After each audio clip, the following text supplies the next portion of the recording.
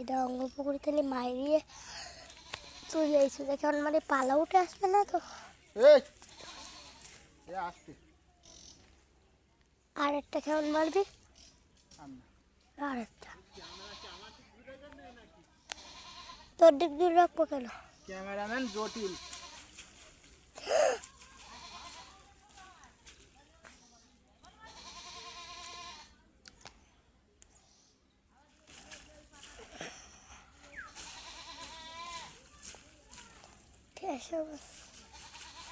এটা একটা পেশা বাইরিয়ে এটা কিছু পরে